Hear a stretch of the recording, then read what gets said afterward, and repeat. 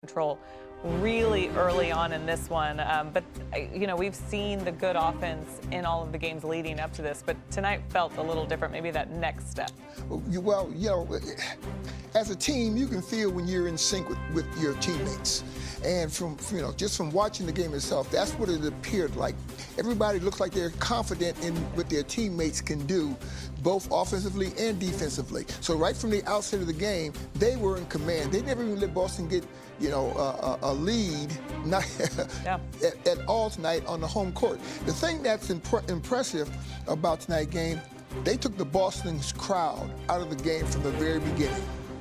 You see, Boston is noted for their crowd. That's supposed to be the sixth man. Yeah, baloney. They took a nap tonight. Where was the leprechaun? Oh, that's not when I played. There was a little leprechaun. There's their logo, and people usually shot poorly in Boston, and they would say the leprechaun sitting up on the rim blocking shots. Well, the bottom line was, I'm scared to ask. It was a raggedy court. You always freezing in the winter. Oh, that's what really happened. Yeah, that's what really happened. but the leprechaun, I need to send him his flowers because he's long gone. His days are over. His days are over now. We're having fun because it looked like the Rockets were having a lot of fun tonight. This was our Fun Can't Lose, presented by Academy Sports and Outdoors. Like I said, so many involved in this win for the Rockets tonight as we take a look at the starting five box score. All these guys with double digits, but they did more than just shoot the ball well. No, once again, their defense dictated their offense. And when you look at it, I personally thought that Jabari had more than 12 points. The way he was involved in everything tonight, but what was more impressive, of course, with him was the 4 blocks. And Kevin just does what he does. He just gets, he just floats around, gets involved in the offense when going down under, on the shot clock, going down under 4 seconds, you want the ball in his hands. And then, of course, Alfie thinks he is a point guard. He's a point center, is what we're going to start calling him. I was hoping that Reed hit that shot that would have given him his triple-double. So close. And Josh has just found him, he's a work in progress. He just found him a way to get the eye of the coaches, got into the starting lineup, and it seems like he refuses to relinquish that. Yeah, that's all right. Kevin Durant with his 26 points, and he did it in just about 30 minutes or so. Very, very efficient work by Kevin Durant tonight. He had a great first half. Let's hear from the head coach. Ime Udoka speaks now. Is that the best you know about this season?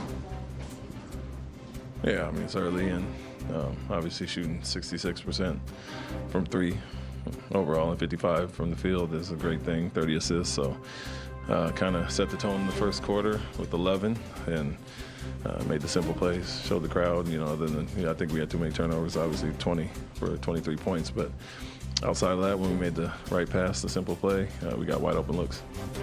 I mean, to get outscored in second chance cards, like calling card, and to commit too many turnovers, like you said, and still have such a balanced effort to win, is that great? Yeah, I mean, we saw in the first quarter we only had 1 offensive rebound, but we shot 70%, so we'll take that trade-off every time, making shots and not having the same opportunities. But one thing we did talk about was them getting long rebounds. They did it last night with 17 and had too many today with 14. So wings got to get back in, wings and guards get back in and crash and help the bigs out.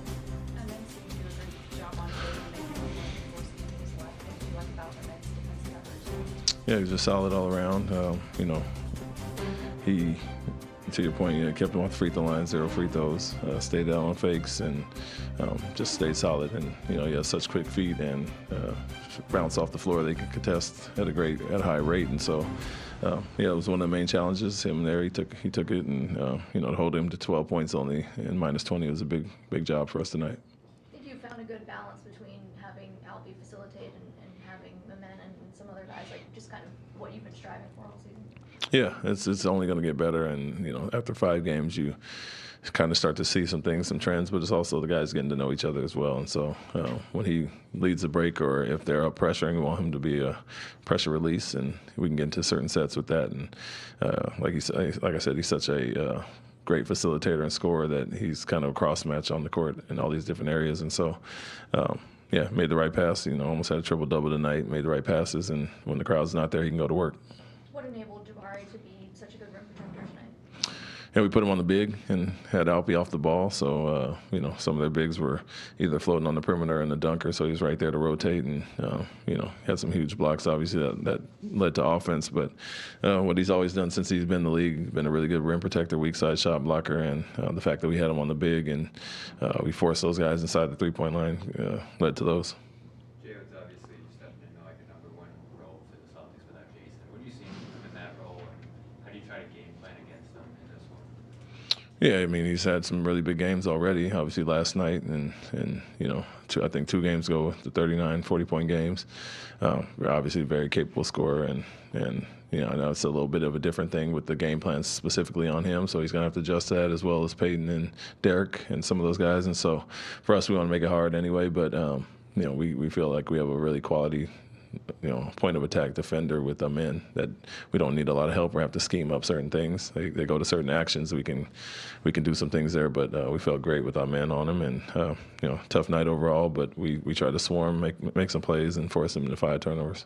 How would you compare the Derek in San Antonio, early in his career to where he's at now? Oh, night and day. I mean, when we got him that year, he's probably a big adjustment for him, the rest of the season, having a baby and moving for the first time, being traded. And so I knew he'd obviously settle into a bigger role, and you could see his confidence grow even in the early years in San Antonio. So a much different player, seasoned vet around the league now, and he's only taken off on both ends of the floor.